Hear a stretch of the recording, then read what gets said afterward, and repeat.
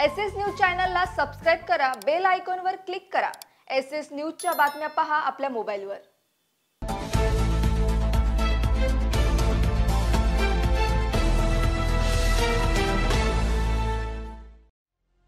नमस्कार, मी Shilpa Baviskar. SS news मध्ये आपलं स्वागत आहे। चला तर मग जाणून घेऊयात आजच्या महत्त्वाच्या बातम्या। बुद्धगया महाबोधी महाविहार मुक्ती आंदोलन यांच्या वतीने कल्याण तहसीलदार येथे विशाल आक्रोश मोर्चा काढण्यात आला।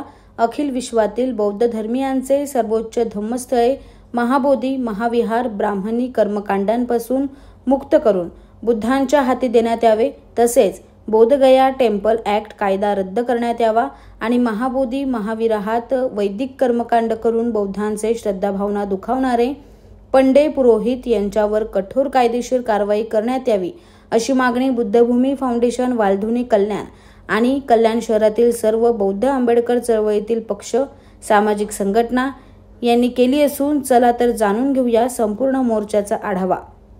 आमचे प्रतिनिधी मारुती सावडांगे। महाराष्ट्रामध्ये आपल्या सर्व दर्शकांचे स्वागत। महाबोधी बौद्ध विहार आंदोलनाला अनेक दिवस झालेले आहेत। त्याच पार्श्वभूमीवर कल्याण येथे 7 दिवसाचे साखळी उपोषण व त्यानंतर 8व्या दिवशी हा महामोर्चा तहसीलदार कार्यालयावर काढण्यात आलेला आहे। तर या मोर्चाचा आपण आज करत आहोत। तर आपण बंतेजींना त्यांचे काय मागणी आहेत ते आपण त्यांच्याकडे जाणून घेणार आहोत।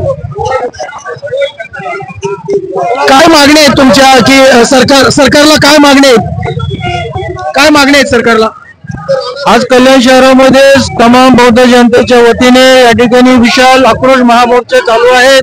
महाबोधी महाविहार 180 कोटी जगभरातील बौद्धांचं सर्वात श्रेष्ठ अस्मितेचे आणि श्रद्धास्थान आहेत।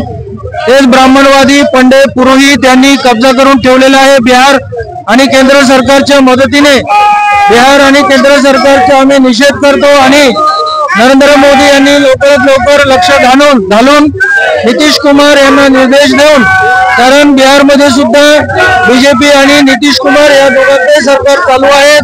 1949 ला जो काला कानून कायदा बनवून बुद्धविहार हडप करण्याची त्यांनी डाव तयार केलेले आहेत, ते लवकरात लवकर त्यांनी बंद करून कायदा रद्द करून महाविहार बौद्धांच्या हातात सुपूर्द करावे।